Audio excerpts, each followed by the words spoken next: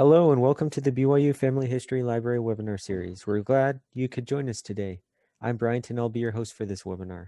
Please make sure your microphones and web cameras are disabled during the presentation to provide for a smooth recording. If you have technical difficulties during the webinar, please use the chat box and I can address your concerns. You're welcome to use the chat box during the webinar for comments and insights. However, all questions will be addressed at the end of the presentation. Our next webinar is next week on November 25th, Digital Storytelling with Google Earth Projects. And that'll be at the same time, Wednesday at 5:30 p.m. If you'd like to access a previous webinar, please visit our webinar index on our website or search on our YouTube channel. All of our webinars are recorded and uploaded by the following Monday for your convenience. We also post links to recordings and other updates on our Facebook and Twitter accounts. For today's webinar, we're pleased to hear from James Tanner, who will be giving a presentation on finding and using cemetery records like a pro. James has over 35 years experience in genealogical research and is an avid blogger of Genealogy's Star blog and Rejoice and Be Exceedingly Glad. He is an author and co-author of over 25 books on genealogical research and has presented at expos and conferences around the US, Canada, and Europe. He served for 10 years as a missionary at the Mesa, Arizona Family Search Library and is currently serving at the BYU Family History Library. James has 7 children, 34 grandchildren, and 1 great-grandchild. And James, if you're ready, we'll turn the time over to you. Okay, thank you. Well, as mentioned by Brian, we're going to have a webinar here on finding and using cemetery records. And I said like a pro. Most of what I'm going to talk about today is exploring the kinds of records that are created by cemeteries, by death records. We often focus on a very few. So we'll get into it because it will get pretty complicated and I've got to keep moving. The earliest death records date back to antiquity. Well, actually, if you think about it, these pyramids were death records. They memorialized the death or life of a person who lived many, many, many years ago. So there's all kinds of records that go way back. But as far as genealogists are concerned, and particularly those of us here in the United States, or as the world today, let's call it that, finding cemetery begins with a very important thing, and that is locating a record created when the person dies. So that can be difficult, and the reason why that is difficult is because deaths are not always recorded. If you think about it for just a few minutes, people sometimes wander off into the wilderness and die. People fall overboard on ships and die. People just get lost and never get recovered. So death records as such, the kind of formal death record that we see in a death certificate here in the United States are not necessarily that, in some areas and sometimes we're not necessarily that common. So we really have to focus on this, but we really need to know about cemetery records, locating the records created when a person dies. So that's kind of the key to that. And just some background, just so you get some time depth here of how all of this worked. English churches began keeping burial records in 1538. Now, the burial records tell when the person was buried, but they do not tell when the person died. But in those days, the death was usually within a few days, at most sometimes a day, and at most 1 or 2 days or 3 days from the date of the burial. So it's pretty good guess that it happened in the same year, unless it was like an end of year situation. But that's the situation here. Now, if we go to New England town records contain death and sometimes burial information. The town records, the town clerks, particularly in New England, would record almost anything that happened in the town if it was any kind of newsworthy event. And so those kinds of records are available. The good news is they're available. The bad news, of course, for a researcher is that they're not segregated from the other records that are in the town records. And there are very, very few of the town records that have been indexed. They are mostly available in digital format. A lot of them are. And the digital format, but you've got to read through them almost page by page, well, page by page, in order to find either birth, marriage, or death records that are recorded in those town records. Just kind of to start us off as to how this process works. In the United States, burial plots are often sold, and they are part of the commercial real estate world, and people can buy a plot in their and can do that at practically any time in their life that they feel like they need to do that. Obviously, it's something that people do as they get older, but not necessarily. In some circumstances, for example, a parent will buy a burial plot and include space in the burial plot for children, or for the children and spouses, or whatever. And later in life, the children could elect to be buried there, and that becomes, the family plot. And so the burial process is the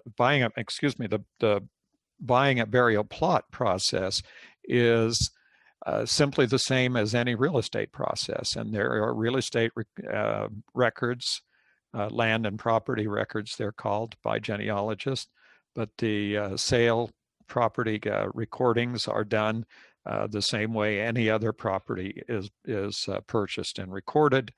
It's actually regulated an industry, sales industry, and so you can go on online and find records, the recorded records, for the purchase of a burial plot. So you may never have thought about the land portion of the cemetery and the land portion of the process of the transaction, but in that case, we look for those at the same place we would look for land and property records. So that's it's interesting that they would be in existence like that.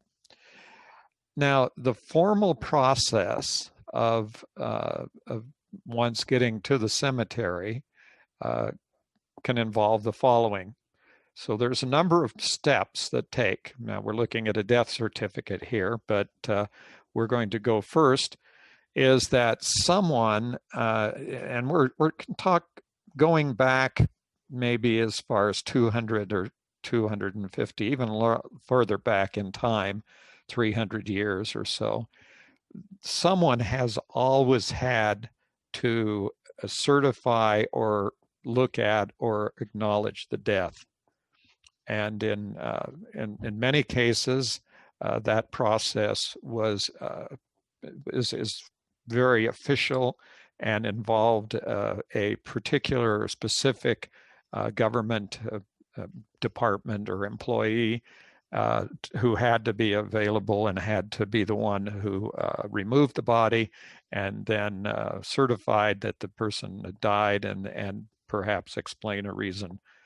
For example, in this death certificate, there was an airplane crash.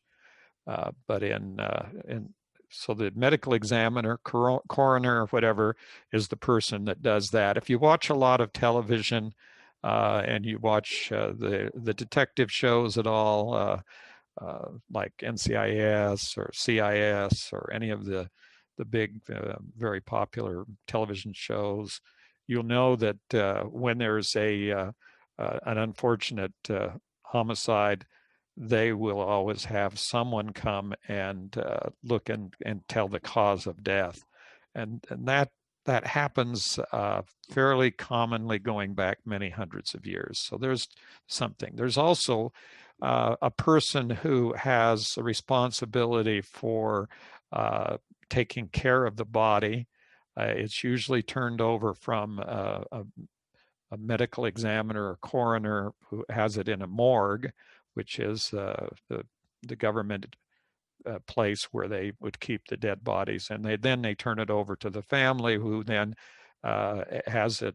Someone does the work of uh, organizing, providing uh, the things that happen that are with a funeral. If you've been to any kind of funeral, you realize there may be a program, and if it's held in a funeral home, there's a place for the funeral to be held, and there may be music, and there may be flowers, and there may be other things that go along with the funeral. Well, this is something that's also been going on for hundreds of years. I just did a research on one of my ancestors in England, who was back in the 1700s, and his occupation in the 1800s, and his occupation was he was a feather man, and the feathers that he supplied were the black feathers that were put on top of the horses that pulled the hearses. So figure it. This has been going on for a very long time, and there's lots of people involved. The next one we run into is a legal proceeding that is held by the court, and it's called an inquest. And the inquest is a legal proceeding into the cause of death. Now, in the United States, it would be unusual unless a person was killed in some unusual circumstances, such as a murder or whatever. Then they would probably not hold an inquest. People who just die of disease or of old age or whatever do not generally end up having an inquest. But in some countries, uh, and in England, for example, inquests were common. They were things that were held almost with every death. Of course, they were, kind of walk in and say, yeah, they died, and that was the end of it. But in other cases, there was an inquiry as into the circumstances. So then you're going to deal with somebody that actually is involved with the cemetery. And the person involved with the cemetery is the cemetery sexton, and you could call him the caretaker. In smaller cemeteries, the sexton may not really be in the cemetery anyplace. The sexton may be a worker, works for the town or the city or the county, whoever it is that owns that particular cemetery. Maybe just an employee of the county or city and has an office someplace in the county building or city building. But the sexton in some cases actually is on the property itself. He or she is the employee or the worker or whoever owns the cemetery. Uh, and that person can be, and all of these people can be all sorts of different names and different responsibilities in different countries or in the past. But this is kind of the touchstone of the people that you have. Now, why do we go through this process? Because every single one of these people create records about the person's death. So when we begin thinking, we got death certificate, yes, but we now have a whole list. There's not just 4, but there'll be all sorts of records here that happen when a person dies. Now, just kind of as an aside here, some of the mortuaries or funeral homes, they're called different things over the years, have been in business for generations, a long time. One of my friends, still my friend, was a funeral director, owned a string of funeral homes, and in our discussions with him, he had records dating clear back into the 1800s of funerals that had been held in his funeral homes. He had well over 100 years of records. And so one of the things that I always recommend that people do is when they find the place where a person died, is to start calling or visiting the funeral homes in the surrounding area and see if any of them handled the funeral, because they may have extensively more information about the death and the family than any other records that you're going to find. And they're extremely valuable records. So it's not something that's simply going to be, well, we've got a death certificate, that's the end of the story. And one of the important things is the mortuary or funeral home may have the record of the location of an unmarked grave. So they may have buried the person on the family farm, but no one else really marked the place, or maybe the family did, but now they've lost the location or whatever. And the funeral home may have the record of the location of an unmarked grave. So going out to these funeral homes is an important part of this whole process. Another point about the body is that if the body was transported across a state line, there was very likely, in fact, during most periods in the United States, it would have been a requirement that there be some permit by the state where the body was located, and another receipt for the body when it got to the place where it was supposed to be buried. This is handled in the United States. It's handled a lot of times by the mortuaries. So in the case of a person who dies in one location, they may have their mortuary, and they may have done all the preparations for the funeral, and all the funeral was held. And then they have a contract with another mortuary in another location and they transport the body after getting permits from the state and from each of the states to transport this dead body across state lines. And then when they get to the burial place, then the mortuary, who is the secondary mortuary, picks up the body and is the one who takes it to the grave and is involved in the burial. So it's not necessarily and again, there are records created in every single step of this process. So as we go through that. In addition, some states require a permit, and this is not uncommon. Okay, so here's the situation. You can say you look online. Let's say you're looking online, and you look for death records on Family Search. You may find death records in every state. You may find all sorts of death records, lots and lots of death certificates. Notices in newspapers and things like that. Then you may just find some permits for burial or cremation. Now, these records are very, very common throughout the United States, almost every state, and for a long, long time into the past. If you look at these records here, these were back in the 1930s. These particular records went back. These were from Arizona, and specifically for the Mesa City Cemetery in Mesa, Arizona. And these went back into the 1800s. And there were thousands of these records available for that one cemetery. And these records happen to be on Family Search, and that's as far as I know, still the only well, I think there's a brand new collection and starting to get some permits for burial collections on Family Search, but were those on Family Search? Yeah. Anyway, kept thinking about it.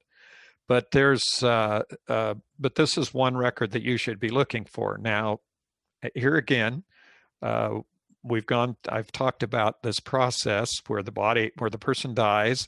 There's someone who takes care of the initial determination of the cause of death. There may be some kind of a court hearing as to any kind of suspicious death. Then the body may be put in a morgue. It then may be transported to a funeral home or a mortuary. The mortuary at some point in this process, either before or during, the people buy and enter into a contract to purchase a burial plot, and then from the burial plot and the mortuary, the body is transported to the cemetery, in which case there's a permit for the actual burial and or the cremation, and then there is also a further permit even if there's no grave marker. In other words, the grave marker is the next step past when the person dies and is already buried.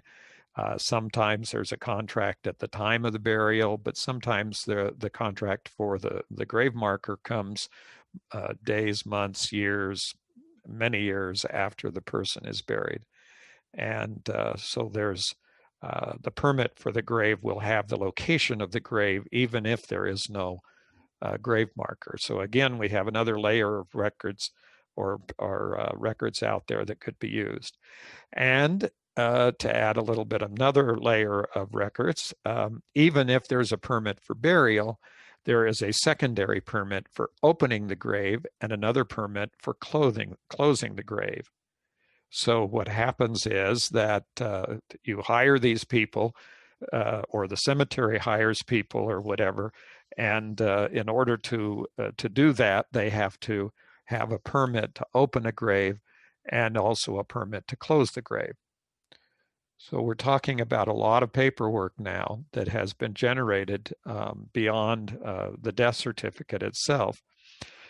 Now, what about death certificates? Just mention this, is that the death certificate itself is a formal legal document that is recorded and filed with the state. And those documents themselves, but the issue here with death certificates in the United States is that death certificates were only required very recently. Most of the states began the earliest death certificates as such, an actual certificate that says what the person died. That certificate was only in the latter part of the 1800s that those began to be issued.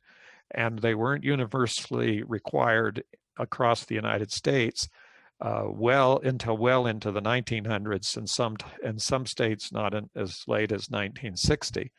So you're talking about a fairly recent document, but these other documents that I've been talking about, the records from the mortuaries, the records for permits for burial, and things like that, those have been around for a long time. And so these are more, in a sense, for genealogists, these records can be more valuable than the fact that there's no death certificate. And a lot of times people will come to me and they'll say, well, wait, I can't find anything about his death, the person's death, and because there's no death certificate. And so I'll say, well, there's lots of other ways to get to records. Okay, so to get started, this is a list, and these presentations will be online at the BYU Family History Library YouTube channel. And so you'll be able to have access to this video within a few days, as was said, hopefully by Monday following the presentation. And when you go to the youtube.com website, do a search for BYU Family History Library, and you will find the videos. When you're watching the video, you can fast forward or whatever, but you can stop and then you'll get access to this list, and you'll have this basically as a handout for the class, for the presentation here. So this is basically, if you just go out and start looking for cemetery websites, this is what comes up. There are all of these different places where cemeteries are listed. There are also books, and a lot of books, and particularly books as you go east in the United States and in other countries. There are people who have systematically looked for and found all of the graves in a particular location, usually a state or a county. And in this case, this book was published by the Anne Arundel County Genealogical Science Society in Maryland. And it was written by Christine Simmons. And Christine spent years organizing the members of the Anne Arundel Genealogical Society to go out and survey every grave uh, uh, cemetery location in Anne Arundel County. And this is actually a 3-volume set of books which contain exhaustive information about every little cemetery and everybody's backyard, or the formal big cemeteries, every cemetery in Anne Arundel County. So you might just be really have a bonanza of a find if you can find a book like this that where someone's done all that work. When I was attempting to locate my remote great back Tanner ancestor in Rhode Island, the way that I initially found that was by a book of the Cemetery Commission in Rhode Island, where they had surveyed every cemetery in the state, and they had put all that in a book with specific directions to each of the cemeteries. And so that was how I was able to find an old Tanner cemetery in Rhode Island. Another way of going around about this is to look at maps, presupposing, of course, that you have a location. So you're really going to have to do some genealogical research and come up with a very likely place for a person to have died before this process even makes sense. It's not going to always be as easy as looking on Family Search or Ancestry or MyHeritage or one of the bigger websites, and then automatically being able to go, or going to the big online websites like Find a Grave and Billion Graves, and some of the other large websites, the ones that I all listed a moment ago. That might be just great, but on the other hand, they might not have found their way. This particular cemetery may not have found its way into one of those collections, and it may take a little more work than just simply looking it up on the website. So how you do this and where these are all really located in the world is through the mapping. Anytime that a map maker, particularly those working for the United States government, who were creating what we call topographical maps, uh, even if the cemetery was unnamed, if they got any kind of information that said that there was a cemetery in a location, then they would put that information on the maps. And so a lot of the cemeteries that are in or what we would call ghost towns, or places where they've been abandoned, and they're really nothing more than a place in the forest where there's some headstones that are just sitting out there in the middle of the woods, that those are marked on these topo maps, on topographical maps. And so you can go here to the Historical Topographical Map Collection on the USGS website. Just a word of caution. If you go to usgs.gov, you're going to find a mammothly large website with a tremendous amount of information on it. And navigating through that is going to be rather difficult. So what I would suggest is, if you're looking for maps, a particular kind of maps or whatever, do a Google search for the maps, and you'll get there faster than trying to negotiate all of the sub programs and attached programs and everything else to this USGS website. And there is a historical topographical map collection that is started clear back in 1884 and goes up to 2006, covering the entire United States, not just the continental part of the United States, but Alaska and Hawaii and Puerto Rico and every place else out there. And so these topographical maps are in very high detail. There's a whole different set. This is a kind of a new world of maps. When you get into mapping, you find out that there are different scale maps, and large scale maps show a very small area, and small scale maps show a very large area. So you have to remember this kind of opposite thing. But the maps out there are all been gathered together. They've all been scanned and digitized on this USGS website, the historical topographical map website. For me, this has been a boon. This has been the greatest thing as far as research on maps that has ever happened, because I used to spend hours and hours in the libraries pulling out the big map sheets out of library cases, and crawling, putting them out on a table and then inch by inch going over the map looking for information.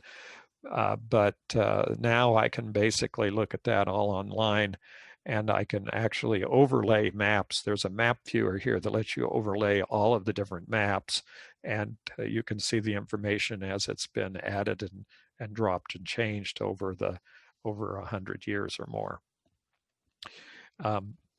So how you locate a cemetery on a map is, now you've got a topographical map, and this one happens to be of Joseph City, Arizona. It's where many of my great grandfather and his wives and children and many of their children were buried at this cemetery. So this is pretty much a for my family an important cemetery. But if you look at this map, can you see the cemetery?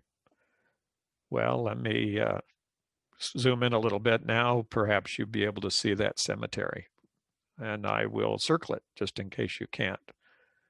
But that's where that is showing you exactly where that cemetery is. Now, of course, there's a problem here, because this is a topographical map and it's not a road map. And the question would be, where is this cemetery located in the real world? In other words, how do I get there? Well, the simplest way to do that is to go to Google Maps and look at the same location. And if you look at the same location on Google Maps, you can actually see this. I can see the cemetery because I know from where I was looking before. And here's what the cemetery looks like on Google Maps. It's an interesting cemetery to visit, because it's just simply right. Everything up there is on what's called the Colorado Plateau. It's up at about almost 6,000 feet, and it is windy and it is hot in the summer and extremely cold in the winter, and it is very, very desolate, except for the few trees that have been planted. And so it's not your normal green lawn kind of idea of a cemetery if you're from back east. It's a little bit, it's kind of more dirt and rocks than it is anything else. But it's a very, it's a very interesting place. And you can zoom right in and see where those markers are. Now, so if you mark the cemetery on Google Maps and then use the Google Maps directions, it will give you directly how to get to that cemetery. So you'll have direct directions for driving right to it. And this is this is a process. It's possible also that cemetery has already been mapped by Google, and you simply had to look for Joseph City Cemetery, and it may come right up on Google Maps, because Google Maps incorporates a lot of the information, almost all, not everything, but a lot of information from the resources of the USGS. And this has been a process I've used to find some very obscure cemeteries all over the country. It seems like the ones that the people have the most difficulty are in some of the southern states in Tennessee and Mississippi and Alabama and places like that. And I've had quite a few questions about the cemeteries in those states. So here's the 8 hour and 16 minutes. If I got in my car 8 hours from and 16 minutes from now, I could be standing in the Joseph City Cemetery. Now, once you get into Google Maps, of course, you can use the Street View because it shows you where the location is. Now, you'd be really lucky if they drove right into the cemetery, but not always happens. Very seldom happens actually with Google. So what you have to do is find the entrance to the cemetery. And this is what it looks like. And when I said desolate, I meant desolate. It's just out there on the plateau. And so you can, that will help you too, because you may get to the point and it says you're there and you say, where is there when you get there? So it's helpful to have a street view and get to the cemetery. I mentioned that I found the old Tanner Cemetery in Rhode Island in the Rhode Island Historical by the Rhode Island Historical Cemetery Commission. The book was actually published before there were any. It was around before there was a real internet, a lot of stuff on the internet. So uh, after that book was published, and in subsequent years, all that information has been put on uh, the internet in cemetery databases. This is not Find a Grave. This is not Billion Graves. This is not the official, the big sites that everybody tells you about. You should go to look for cemeteries. These are the cemetery commissions, and almost many of the states in the United States have these have some the equivalent of what this is in a survey of the cemeteries in their state. And so you just have to search online and find the cemetery commission or whatever it's called in that state, and they will. It's very possible that that exists, and they may have a lot more information and more specific and historical information about the cemetery and about who's buried there than is available on Find a Grave or on Billion Graves. So you just might need to, this would be very much supplementary, but it's also very good. So here's on that cemetery site for Rhode Island, and here are all the cemeteries. Um, and you can then search and view and search all the cemeteries. Now, obviously, my family and the descendants of my family who arrived in the 1600s in Rhode Island, there are still people who are direct descendants living there in Rhode Island. So you can count on the fact that many of those cemeteries on this map are people who are related to me, are my cousins. And so using these cemetery guides and looking for the lists of people who are in the cemeteries may very well help with what we call descendancy research, finding all the descendants of people who, in this case, the immigrants who came to North America. And and here on the cemetery website, you can search in a lot of different ways. So you can search by filtering by death year and all sorts of filtering ways. And by doing that and looking up tanners, I came up with this long list of tanners who were buried in Rhode Island. Now, the interesting thing is that there were a number of tanners who came from England, and Tanner is a fairly common name. And so a lot of these people are probably not related to me, at least not all of them, but significant number of them may be. And this is an extremely well. Now, what they've also got is maps that show you exactly where these cemeteries are located and with the coordinates, the geographic coordinates, so you can go right to them. So to locate the grave, this was the Tanner Cemetery, and it was under WT or William Tanner, and the cemetery location here was given at the bottom of that page, where all of this information about where this location was. And when we found this information, we found out that it is off the hole number 3 of the Laurel Lane golf course at the Laurel Lane Country Club. And it was kind of, we actually drove there.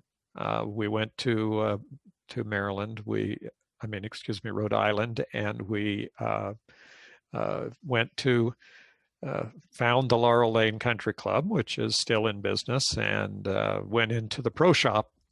And there was a young man there, and he said, "Can I help you with anything?" And obviously expecting golf, but we said no. We have an interesting question. We understand that there's a cemetery here on the country club. And he said, "Yeah, there is." And we said, "Where is it?" He pointed out the window and he said, "It's right over there off of the third tee."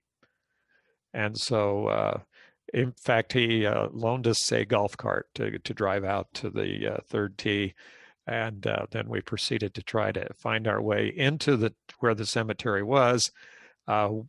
We could not get through a huge mass of blackberries and brambles that were like a wall between us and the edge of the golf club, the golf course.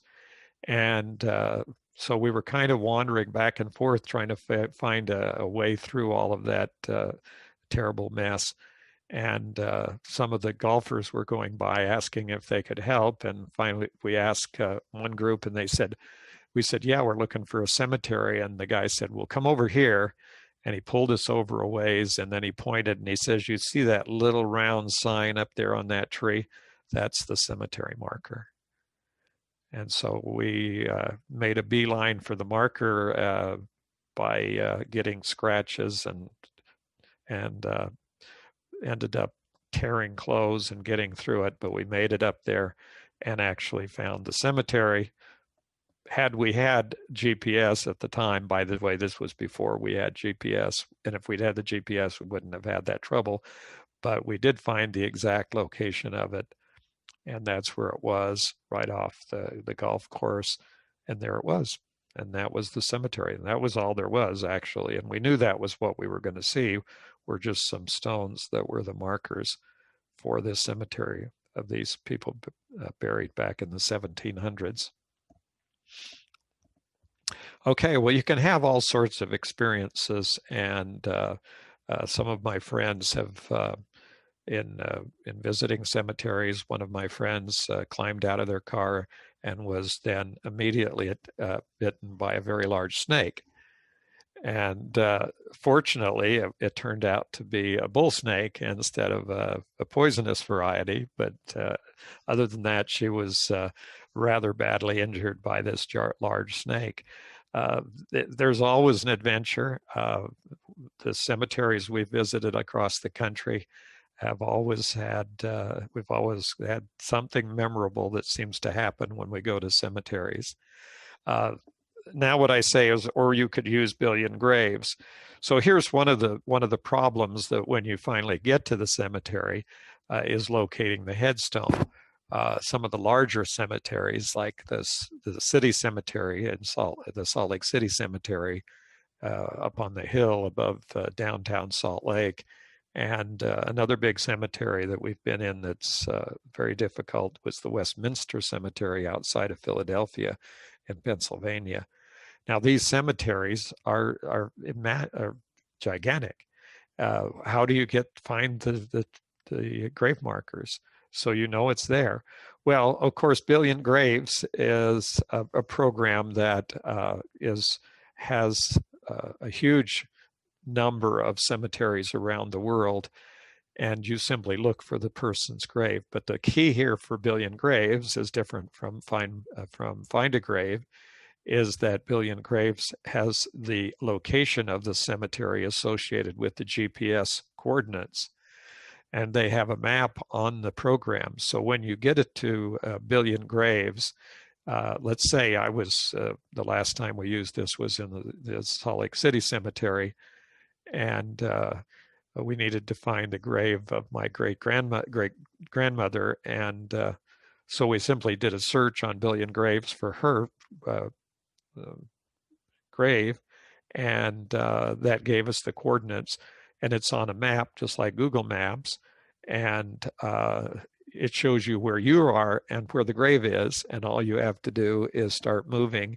and put your marker on top of the grave, the little line with the grave, and there you are looking down at the grave, the one specific grave that you're looking for.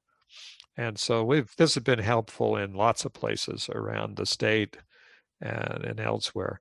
Of course, some of these cemeteries, like the Joseph City Cemetery, are small enough that you can walk through and look at all the graves in a matter of about 10 or 15 minutes. So it's not like you're going to get lost. But some of these are mammothly large, and that can create a problem.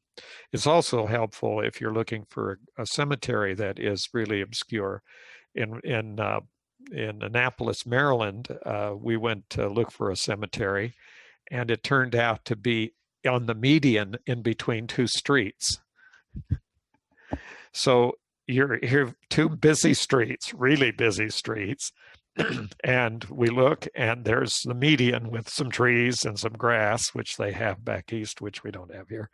But the median had some trees and grass, and yes, there were grave markers on the median of the idea of there was trying to find a place to park so you could get across the street so you could find the cemetery. Another cemetery that we found turned out to be in a Home Depot parking lot, uh, literally. So there's this huge parking lot, and in the middle of the parking lot, there was like a fence with some trees and a little bit of a hill, and that was the cemetery. So you never know where these going to be, and it's just amazing the experiences you have when you do this looking for. Okay, now there's some other things that are important because there's a thing called cemetery etiquette. And there's, as you can see, there are some websites out there that talk about cemetery etiquette. How are you going to behave yourself when you're visiting a cemetery? What's appropriate? What's not appropriate? What kinds of things might get you in trouble? Um, Understanding that cemeteries are privately owned. Some of them are on private property. Some of them have no trespassing signs on them. Others are public cemeteries that have public hours when they're available and not available. And a lot of them in the United States are on church property owned by the churches, and they may or may not be accessible during certain hours, particularly if there are meetings going on. There's just a whole sort of a culture that you have to be involved with when you go out and start um, looking for and searching through cemeteries. So I would suggest that you look at that. Now, I guess the most important rule that I would simply refer to here is don't do any damage to the grave markers. Okay, so a lot of times the grave markers will have fallen over, resist any temptation to move them or to do anything that might create further damage. And that's the number one. And number two would be in the years past, there have been a lot of interest in what we call rubbings. And that's where you would take a piece of paper and a crayon or a chalk, and you would put it over a rough surface and move it back and forth to form a sort of a three-dimensional view of that. And people go out and do grave mark rubbings, and that is not a good practice.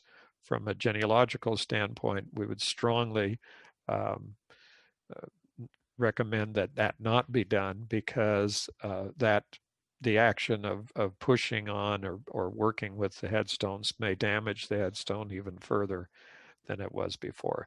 The simple way to solve those problems is take your camera and take pictures of the headstone, and for both sides, and from a distance and up close. And so that will help you to get the pictures you need. And if there's any question at all, make sure to ask permission before you go into the cemetery and make sure you have permission to be there. Okay, so these are kinds of things that we think about when we go to cemeteries. Um, Let me just kind of summarize here as we're getting to the end of this list. The first and most important thing we need to know is a location. We need to know for as close to the date of the person's death or as far into their life as we can, know where that person was and give us a good idea of where the person died. Then the genealogical research we need to do is to find the records of the death. It may be as simple as going on Family Search or Ancestry or MyHeritage and finding a death record. It may be as complicated as visiting the locations and talking to mortuaries and other organizations. The records that I talked about earlier could be in the county, they could be in the city records, they could be privately owned, they could be in a library, they could be just about everywhere. So tracking down those records becomes one of the more interesting challenges of doing genealogical research. But once you have the records and you go to the cemetery, make sure you take a lot of pictures.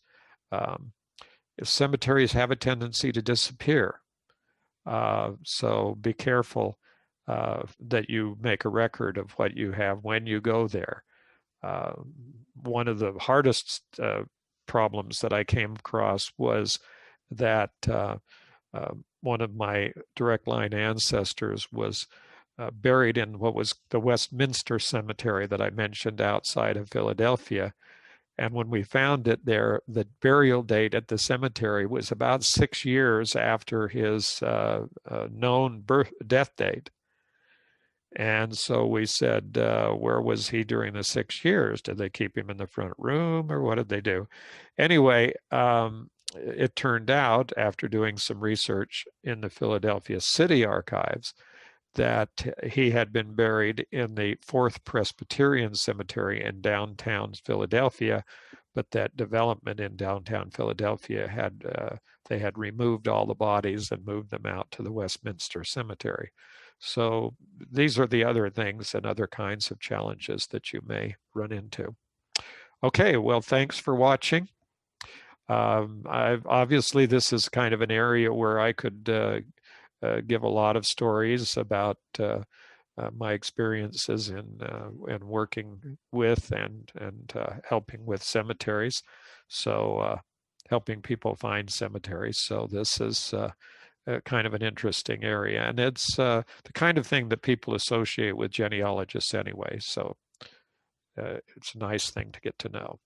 Any questions? Do we have any questions out there? Yeah, thanks, James. It looks like we have several questions. The first one says, what happens to records if the funeral home changes ownership or is bought out? The interesting thing about funeral records is that they are part and parcel of the value of a mortuary. And so even if the mortuary changes hands, it will be very likely that those records went to the new mortuary owner. They want to know this information because they want to have the knowledge of the families so that if someone comes in, let's say Mr. Smith comes in and says, my grandmother was buried over here in this cemetery and I want to be buried somewhere near her or next to her or my mother or whoever.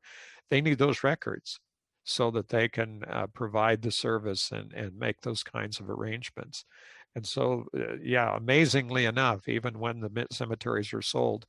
So not only do you do that when you go to a location and start or call or get on the phone or whatever and start calling mortuaries to find out if there's any information about a particular burial, then you can ask for more information and see what else they might have. Because sometimes there's only one mortuary in town and they may have buried everybody in your extended family for a number of years. So yes, the answer is those records are amazingly persistent. Okay. Awesome. The next question says, what would you put in the search to find books that hold this cemetery information? Well, first of all, you would use WorldCat, which is the worldcat.org, WORLDCAT.org. WorldCat is the catalog of all the books libraries, has over 2 billion library book entries, and or entries of libraries, of books in libraries. And that's really kind of the most exhaustive place. The other was Google Books. Both of those are helpful. And the third one would be archive.org. Those are the places. You just search for cemetery, cemetery records, cemetery plats, cemetery locations, any of those terms will start turning up all these books about cemeteries out there.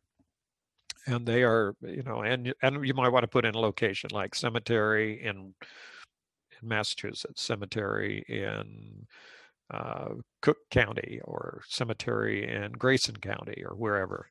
And you'll find that there may be publications that are helpful there.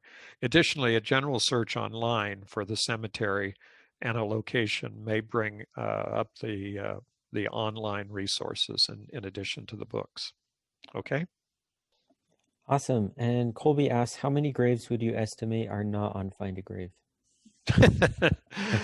A couple of billion, at least. Maybe many billions of graves or not. Find a Grave has a lot of graves, that's true. But depending on where you are, it's really not too difficult to find a cemetery in a lot of locations uh, where it's not recorded on Find a Grave. That's not, it's not the end all of all. Just because you don't find it on either Billion Graves or Find a Graves doesn't help.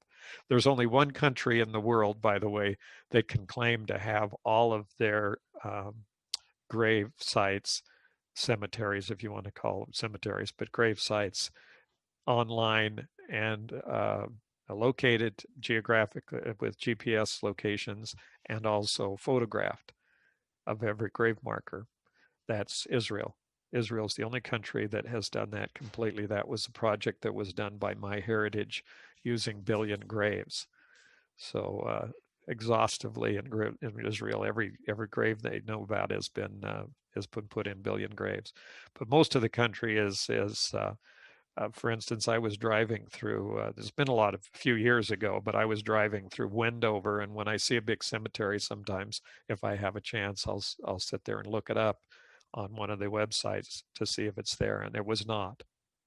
The big cemetery on Wendover, right on the main street, was not in any of in Find a Grave or in Billion Graves. And it's probably now there because that's been a few years, but it's not unusual to find cemeteries that aren't in those big websites. Awesome. And Jenny asks, what is the site that shows the maps that show the cemetery? It's a top. The topographical maps, it's called Historical Topographical Maps, and you can use, it's on the USGS, United States Geological Survey maps. And so if you just go to look up historic topographical maps, it'll come right up.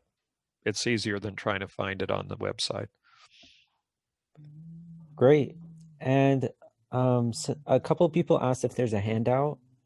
The handout is the posting of this whole thing. So you'll have this whole thing available online on the YouTube channel. We have been, we've just started doing an archive website at the BYU Family History Library, which is part of the BYU Family History Library website at BYU EDU. And so, and that will be any kind of paper web thing. But the only thing I would put up there would be a copy of the slides. But then we've already got it online, so it's, it's kind of redundant. Awesome. And Catherine asks, were any of the Rhode Island cemetery stones still legible? Um, they said that there was W's and M's and things on them, but we couldn't see anything at all. They were totally wiped. It was good that they did the survey back, maybe 50 years ago, because they were just almost, it was not, there was nothing discernible. It really makes it a problem because from simply having an initial like an M or a whatever on the stones, people have tried to reconstruct the whole genealogy of those people, and so it's really kind of confusing. Awesome. And I'm just scrolling down through the chat. It looks like that's all the questions that I see so far, but if there's any questions that I missed, then feel free to post them in the chat box. Yeah.